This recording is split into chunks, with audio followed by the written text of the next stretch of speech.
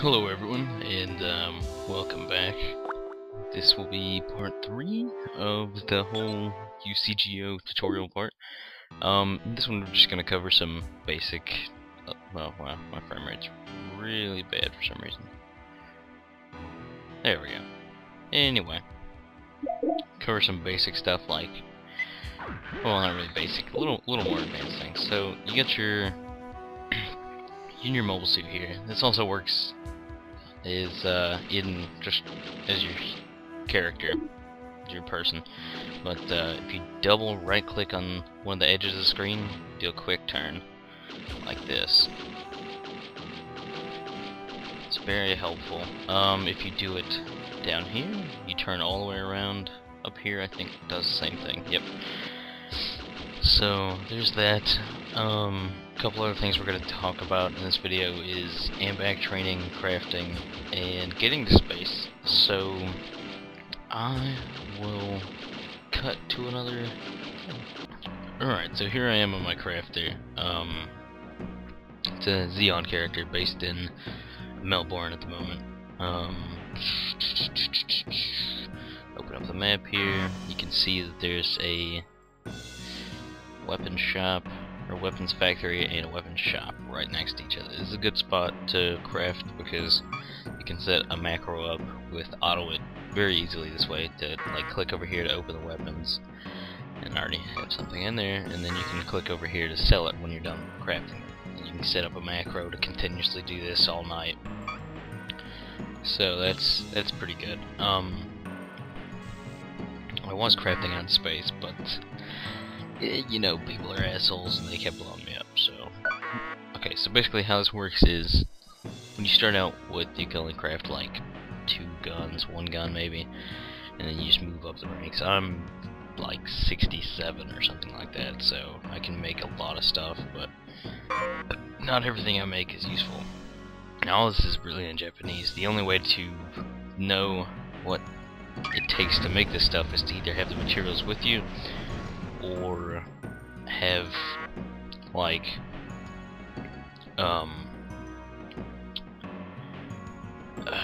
like a website to tell you. You know, I'll link a wiki in the description that shows you what you need to make, you know what, and some of them, I believe it has like the resale value of the EX weapons and stuff like that, and I'll cover that real quick as soon as I finish making this one. Maybe it'll be an EX weapon, but if not, I'll go to the bank and show you. But yeah, okay, I failed. So usually when you fail, you get some of the material back, depending on what you made. Could be half, could be the whole thing, you know, or not the whole thing, but most of it. Could be very little, could be like 2 total, which sucks. But yeah, it's not, you don't have any control over that. It's not random. It's the same amount every time. So I mean, nothing to worry about, really.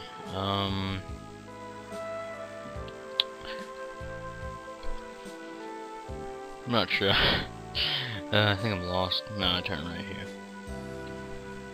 I know where I'm going. Hopefully. Yep. Okay, so I've got a couple, or several EX weapons stored in the bank, so I'll just use these as an example of what EX weapons are and what to expect when you see it. I mean, obviously it's going to say EX. So EX basically just means it's I don't know what the actual EX part stands for, but it's better than the regular version. There's EX, HG, and then SP.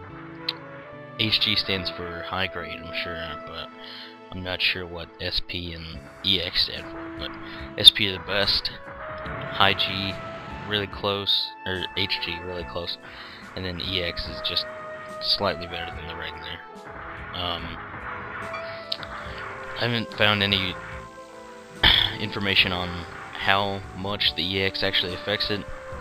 On several guns it shows like what stat is affected, but I don't particularly remember seeing anything that shows how much it's affected. But you know, some of them it's range, others it's accuracy, some are damage, some are crit.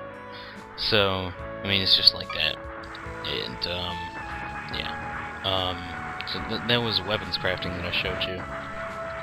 MS crafting works roughly the same way, except you need to have an engine. That's not place that I thought it was. No, that's not a place either.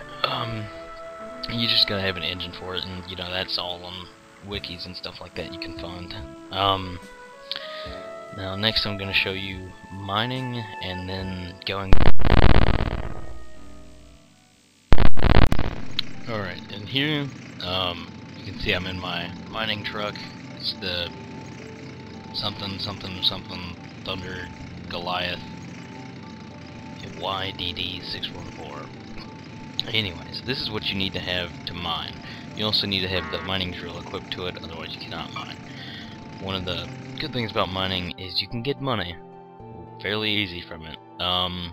Terrible thing about it is you cannot, like, yeah, I mean, look at this guy. He probably left it up overnight crafting, because of course I'm recording this in the morning again, but he probably left it up all night crafting, or mining, and he's dead. Somebody came out here and killed him. That's one of the bad things about it, but, I mean, this right here, all this money came from mining, and that's, I mean, it's not a whole lot in comparison to what some of the players in this game have, but it's a fairly decent amount, and you can get a whole bunch in one day. Basically to mine, you come out here to one of these mining areas. They're, I'll just slash auto and show you.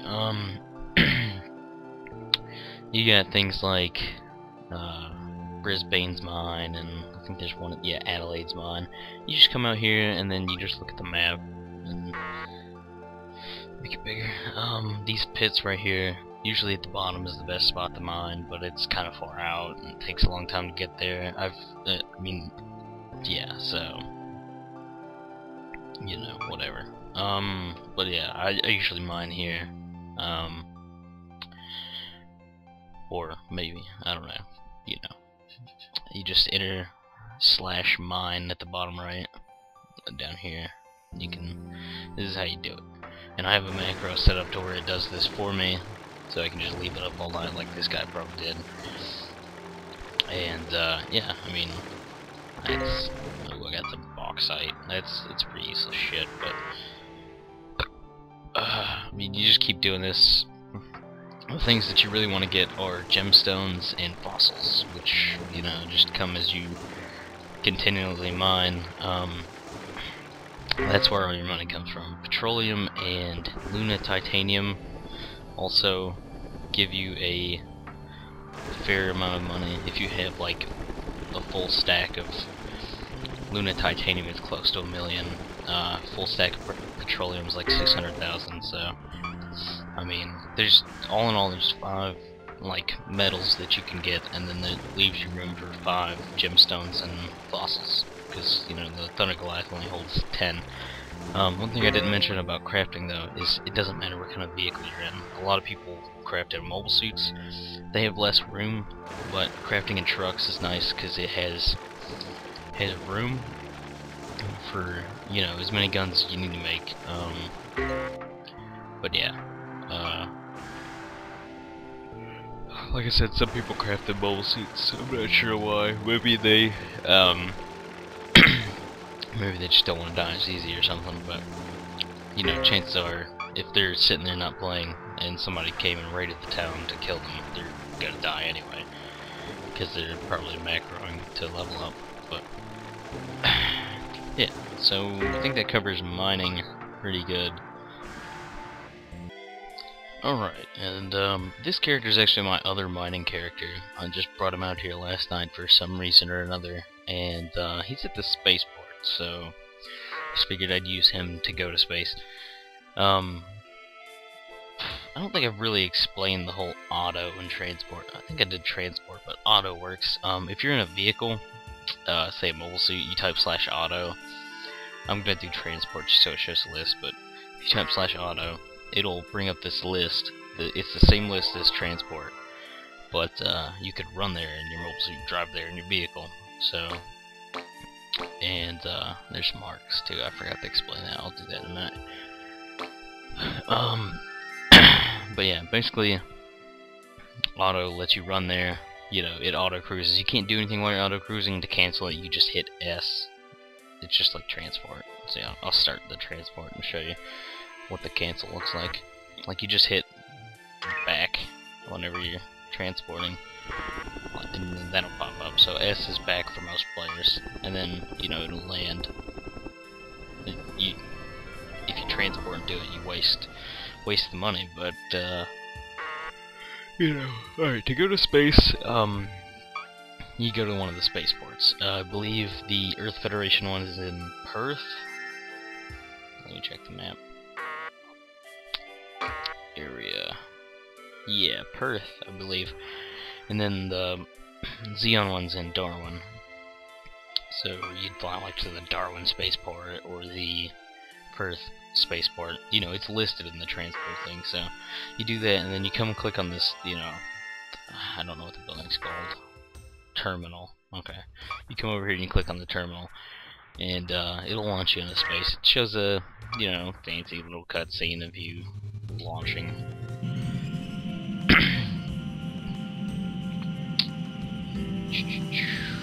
But yeah, so in space there's I've been I like the controls in space. They're a little different, but they're also a little more complex. So that's maybe why a lot of people don't go out there. That and space engagement and all the engagements should just be combined into one, except for maybe air engagement. That should just be kind of separate. You should be like mobile suit engagement and then vehicle engagement or something. But maybe when yeah, I don't know. Maybe it'll happen eventually, but I doubt it. But yeah, you get this fancy cutscene here. You just fly out in space. The only shitty part about it is it costs a lot of money to go out there, like comparatively, and then there's very little to do up here in space. Some of the things that are good about it, you can craft up here. Well, you used to be able to craft up here without being attacked on a daily basis, but not anymore. Pretty much now, every time I come up here and craft, always get killed. So I don't know. But yeah, this is how you get to space. And apparently there's no bosses up here either.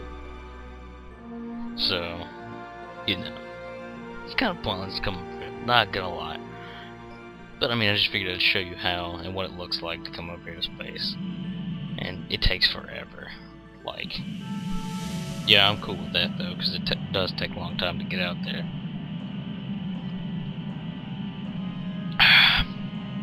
But yeah, whenever you get out here, you'll land at one of these spaceport type deals. For Xeon, it's this one. I think the Federation one looks similar. But, whatever. And then there's like one other space station you can go to, and then the rest of them are like points where you go and do stuff. But yeah, that's it for space.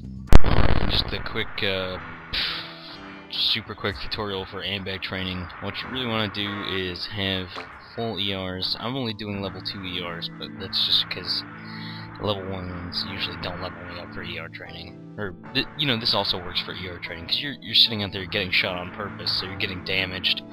And, yeah, so you're ER training, AMBAG training, and you can also defense train at the same time if you take some shields out there.